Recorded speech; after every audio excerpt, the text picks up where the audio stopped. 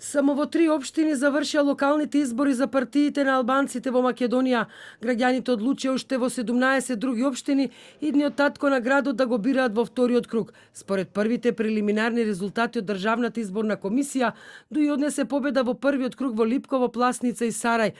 Во другите 14 општини, оваа партија влегува во втор круг.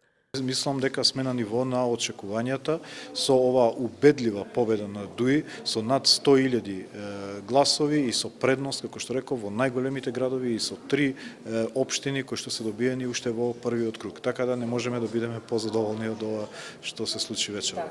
Најголем политички противник на Дуи на овие 7 поред локални избори е коалицијата Алијанса за албанците Алтернатива. Иако синоќа лидерот на Алијансата Зијадин Села прогласи победа на нивните кандидати во Гостивар и Дебар, сепак според податоците на ДИК во овие 2 општини, како и во уште 5 други, ќе мора да ги почекаат резултатите од вториот круг на изборите. За сега коалицијата води во Врапчиште, Гостивар и Дебар. До 31 овој месец ќе треба да ги убедат и жителите на Боговиње, Струга, Теарце и Чаев дека нивните кандидати се подобар избор од оние на Дуи. Тоа е тоа. Народот гласаше, дел од нив не баш слободно. За жал, ние живееме во држава каде што не верувам дека сега продолжуваат со асфалтирање, него до 18 часот сигурно асфалтира.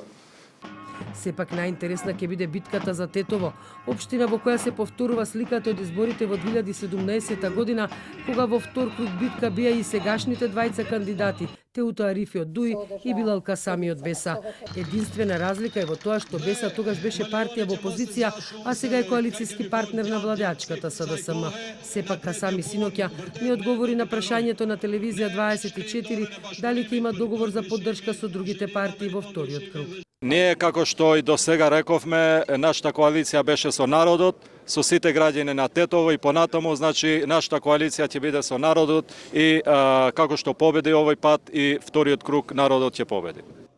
Освен во Тетово, Дуи и Беса ќе се борат за фотелја повеќе и во општина Желино. Според прелиминарните резултати, ДПА издействува втори изборен круг само во општина Студеничани. На ниво на совети во сите општини, каде имаат советнички листи, Дуи освои најмногу гласови. Зад нив е Алијанса за албанците и Алтернатива.